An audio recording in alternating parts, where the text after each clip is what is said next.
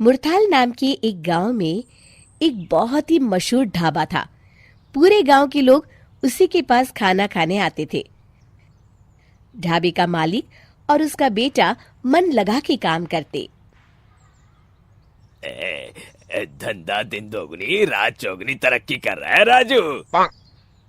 वो तो है बाबूजी। आजकल तो दूसरे गांव के लोग भी खाना खाने अपने पास ही आते हैं। ये तो अपनी मसालेदार और मलाईदार लस्सी का कमाल है। रामलाल की लस्सी हर जगह मशहूर है। धीरे धीरे ग्राहकों की संख्या इतनी बढ़ती गई कि उन दोनों के लिए संभालना मुश्किल हो गया। एक दाल मखनी, बटर नान और लस्सी देना। जी माफ कीजिए, लस्सी तो खत्म हो गई है।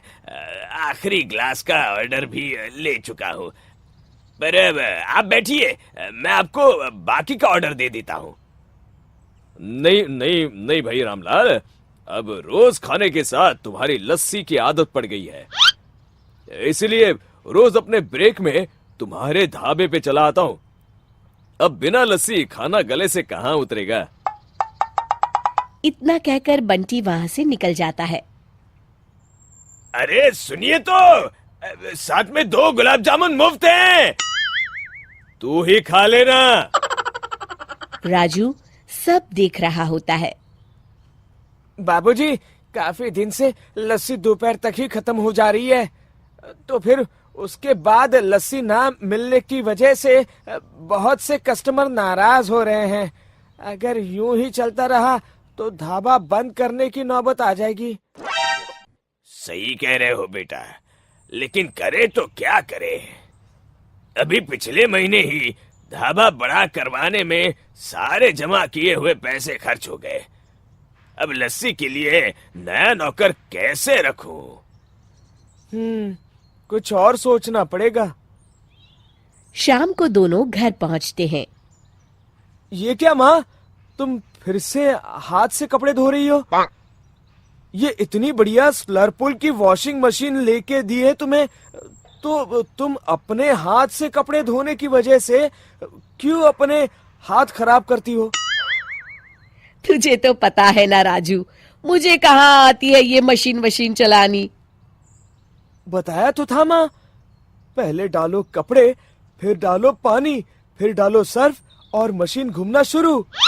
पहले डालो कपड़े, फिर डालो पानी, फिर डालो सर्फ और मशीन घूमना शुरू। पहले डालो कपड़े, फिर डालो पानी, फिर डालो सर्फ और मशीन घूमना शुरू। हाँ हाँ बेटा, समझ गई, पर मुझसे नहीं चलेगी ये। वो ना, मुझे इस मशीन की धुलाई पसंद नहीं है। हाँ ठीक है माँ, अब तुम्हें मशीन नहीं चाहिए तो मैं मान लेता हूँ। अगले दिन राजू दुकान में घर से वॉशिंग मशीन मंगवाता है। हाँ भैया, यही रख दो। राजू, ये क्यों मंगाया हो? अब माना कि धंधा थोड़ा मंदा है, मगर इतना भी नहीं कि ढाबा बंद करके अब धोबी घाट खोलना पड़े। ऐसा नहीं है बाबूजी, आप बस देखते जाओ।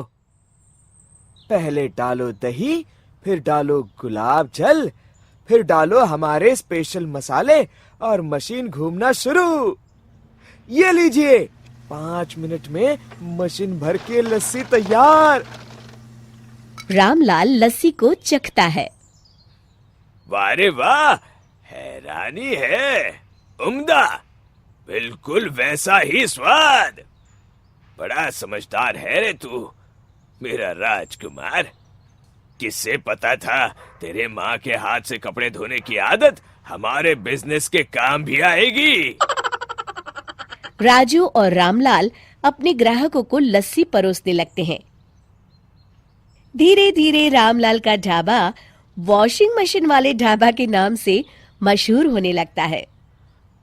राजू बेटा, अब मुरथाल से आने जाने वाला हर कोई तुम्हारी हाईटेक वॉशिंग मशीन वाली लस्सी के लिए ढाबे पे जरूर आता है। क्या कमाल किया है तुमने।